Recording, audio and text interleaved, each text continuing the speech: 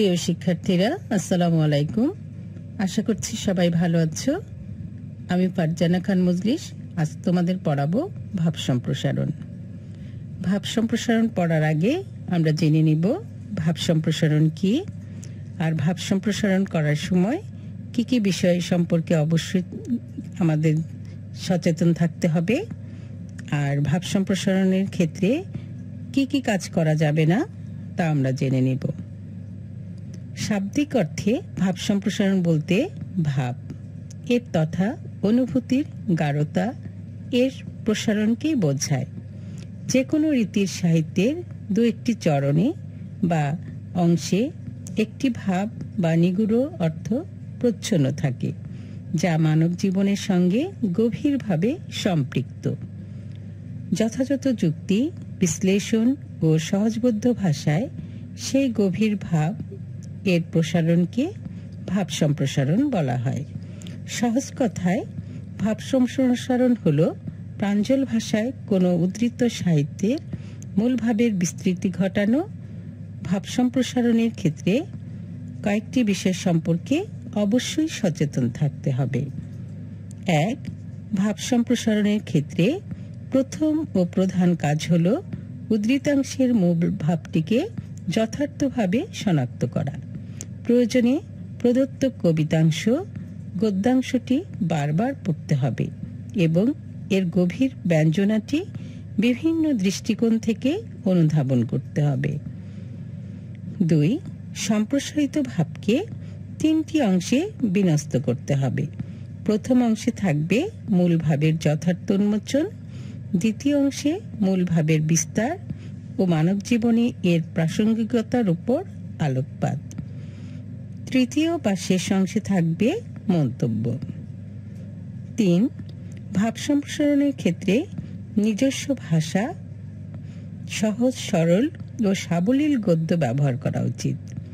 ভাষাকে প্রাঞ্জল ও সর্বজনগ্রাহ্য করে তোলা ভাব সম্প্রসারণের জন্য অত্যন্ত জরুরি। সেই সঙ্গে একথাও মনে রাখতে হবে ভাব সম্প্রসারণ বিরোচনের অংশ, কাজেই প্রাঞ্জলতার পাশাপাশি সাহিত্যমান থাকাও প্রয়োজন। 4.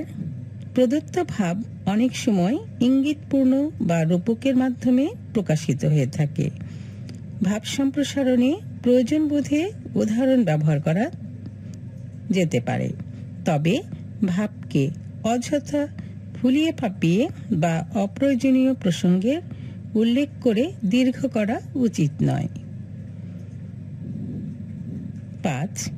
ভাব সম্প্রসারণে বিখ্যাত মনীষীদের উক্তি ব্যবহার করা যেতে পারে, তবে লক্ষ্য রাখতে হবে তা যেন মূল ভাব পরিস্ফুটনে সহায়ক হয়। ভাব সম্প্রসারণে কি কি খেয়াল রাখতে হবে? 1. বক্তব্যের পুনরাবৃত্তি পরিহার করতে হবে। 2. ভাব সম্প্রসারণে কবি বা লেখকের নাম বা উদ্ধৃতির উৎস নির্দেশের প্রয়োজন নেই। 3. ভাব সম্প্রসারণ মানে প্রদত্ত ভাবের প্রসারণ, কাজেই ভাব সম্প্রসারণে সমালোচনামূলক কোনো মন্তব্য করা যাবে না। তাহলে আজকে আমরা পড়ছি ভাব সম্প্রসারণ। যাহা চাই তাহা ভুল করে চাই, যাহা পাই তাহা চাই না। মূল ভাব মানুষের প্রত্যাশা আর প্রাপ্তির ধারা রেল লাইনের সমান্তরাল ধারার মতোই। যা প্রত্যাশা করে তা সে পায় না, আবার যা সে কল্পনায় আনেনি তাই সে পেয়ে যায়। কিন্তু প্রত্যাশা ও প্রাপ্তির দুটি ধারা থেকে যায়। সম্প্রসারিত ভাব মানুষের চাওয়া ও পাওয়ার আকাঙ্ক্ষা ও নিবৃত্তির কোনো অন্ত নেই, আবার এ দুয়ের মধ্যে কখনো বুঝি সঙ্গতি সাধিতও হয় না। তার প্রত্যাশার যেমন শেষ নেই, সীমানা নেই, তেমনি প্রত্যাশা পূর্তিরও তার সাথে কোনো সামঞ্জস্য নেই। চাওয়া ও পাওয়া যেন মানুষের জীবনে সমান্তরালভাবে চলতে থাকে। কদাচিৎ দুয়ের মিলন ঘটে, তখন আবার চাওয়ার হেরফের ঘটে যায়। মনে হয় যা চেয়েছিলাম তা যেন ভুল করেই চেয়েছিলাম। প্রাপ্তির ফলেও তখন আর পরিতৃপ্তি আসে না, বরং মনে ক্ষোভেরই সঞ্চার হয়। নিজের প্রতি মানুষ তখন বিক্ষুব্ধ হয়ে ওঠে, কিন্তু এমন প্রার্থনা পূরণের ঘটনা তো মানব জীবনে সচরাচর দৃষ্টি হয় না। কাম্য ও প্রাপ্তির যুগল মিলন সহসা সাধিত হতে দেখা যায় না, বরঞ্চ মানুষ যা চায় তা সে পায় না, যা পায় তা সে চায় না। এটাই বাস্তব সত্য এবং মানব জীবনের ট্র্যাজেডি সেখানেই নিহিত। তাই তো কবি বলেছেন, নদীর এপার কহে ছাড়িয়া নিঃশ্বাস, ওপারেতে সর্বসুখ আমার বিশ্বাস। মন্তব্য: আমাদের প্রত্যাশা ও প্রাপ্তির মাঝে যে দূরত্ব বিরাজমান, এটিই বাস্তবতা। জীবনে এ বাস্তবতা আছে বলেই জীবন সুন্দর। গ্রন্থগত বিদ্যা পরস্তে ধন, নহে বিদ্যা নহে ধন, হলে প্রয়োজন। মূল ভাব: বিদ্যাকে আত্মস্থ না করা যেমন মূল্যহীন, তেমনি নিজের ধন অন্যের কাছে থাকাও অর্থহীন। কেননা উভয় ক্ষেত্রেই অর্জনের ফল নিজের কাছে নেই, সুতরাং প্রয়োজনের মুহূর্তে তা কোনো কাজেই আসে না। সম্প্রসারিত ভাব: মানব জীবনে বিদ্যা এবং ধন উভয়েরই প্রয়োজনীয়তা অপরিসীম। বিদ্যার অনির্বাণ দীপশিখা মানুষকে নিয়ে যায় আলো অভিসারে, নিয়ে যায় জ্ঞানের বিস্তীর্ণ ভুবনে। জ্ঞানচক্ষুর উন্মেষ ছাড়া মানুষ কখনো প্রকৃত মানুষ হতে পারে না। বিদ্যার আলো ছাড়া তার ভেতরের মানুষটি জেগে উঠতে পারে না। সুতরাং বিদ্যা নিঃসন্দেহে মানব জীবনের এক অমূল্য সম্পদ। অপরপক্ষে মানব জীবনে ধনের প্রয়োজনীয়তাও অপরিসীম। পার্থিব সুখ স্বাচ্ছন্দ্য ও যশ প্রতিপত্তি লাভের অন্যতম মাধ্যম হচ্ছে ধন সম্পদ। বিদ্যা অর্জনের ক্ষেত্রে যেমন কঠোর পরিশ্রম ও সাধনার প্রয়োজন, ধনার্জনের ক্ষেত্রেও তেমনি কঠোর পরিশ্রম ও সাধনার প্রয়োজন। গ্রন্থ হচ্ছে জ্ঞানের আকর এবং সভ্যতার ধারক ও বাহক। গ্রন্থের মধ্যে সঞ্চিত জ্ঞানকে আয়ত্ত করে নিজের কল্যাণে নিয়োগ করতে পারাই হচ্ছে বিদ্যাচর্চার সার্থকতা। গ্রন্থগত বিদ্যা লাভ করে পরীক্ষায় বৈতরণী পার হওয়া গেলেও কিংবা বড় বড় ডিগ্রি লাভ করা গেলেও বাস্তব জীবনে তা কাজে লাগে না। আর যে বিদ্যা বাস্তব জীবনে কাজে লাগে না, সে বিদ্যা একান্ত নিরর্থক, নিষ্ফল। কবি যথার্থই বলেছেন, বিদ্যার সাথে সম্পর্কহীন জীবন অন্ধ এবং জীবনের সাথে সম্পর্কহীন বিদ্যা পঙ্গু। গ্রন্থগত বিদ্যার মতো পরের হাতে থাকা ধনও প্রয়োজনে অকেজ। তার কারণ মানুষ অসীম পরিশ্রম ও ত্যাগ তিতিক্ষার দ্বারা ধন সম্পদ অর্জন করে। নিজের ধন সম্পদ পরের হাতে থাকলে প্রয়োজনের সময় তা কাজে লাগে না।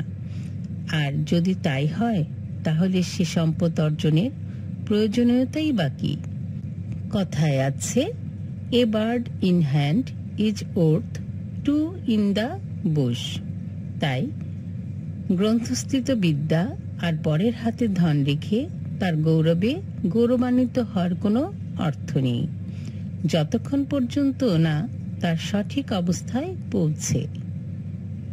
মন্তব্য: মানব জীবনে বিদ্যা ও ধন দুইয়েরই প্রয়োজন আছে, কিন্তু উভয়ই যেন নিজের জীবনে ব্যবহার করা যায় এমন নিশ্চয়তা থাকতে হবে, তাহলেই জীবন হবে সার্থক ও সুন্দর। স্বদেশের উপকারে নাই যার মন, কে বলে মানুষ তারে পশু সেই জন। মূল ভাব: দেশপ্রেম ইমানের অঙ্গ। যে নিজ দেশকে ভালোবাসে না, দেশের প্রতি যার মমতা নেই, সে মানুষরূপী পশু। সম্প্রসারিত ভাব: দেশের প্রতিটি মানুষের কাছে জন্মভূমি অত্যন্ত পবিত্র স্থান।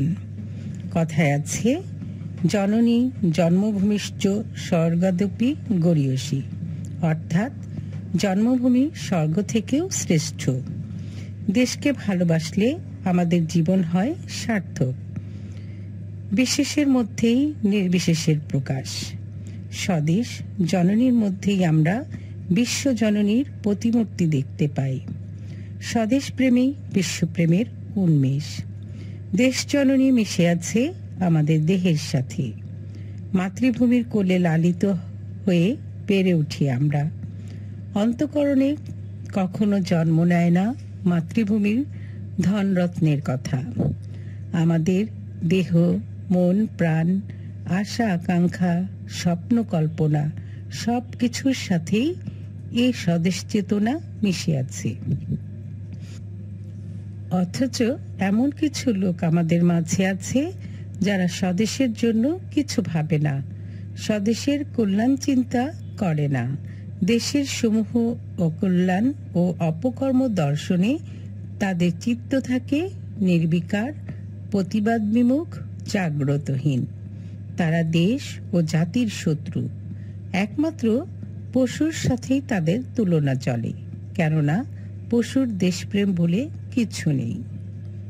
মন্তব্য: জন্মভূমির প্রতি ভালোবাসায় প্রতিটি মানুষকে সদা জাগ্রত থাকতে হবে এবং দেশের মঙ্গলের জন্য কাজ করতে হবে। তবেই মানুষ নামের প্রকৃত সার্থকতা খুঁজে পাওয়া যাবে। আজকে আমি 3টি ভাব সম্প্রসারণ পড়েছি। আমি আশা করব তোমরা ভালো করে শুনবে, শিখবে এবং লিখে চর্চা করবে। একমাত্র চর্চাই পারে মানুষকে সাফল্যের শিখরে নিয়ে যেতে। তুমি মনোযোগী হও, অধ্যবসায়ী হও, সফলতা তোমার কাছে আসবেই। তোমরা ভালো থেকো, সুস্থ থেকো। আল্লাহ হাফেজ।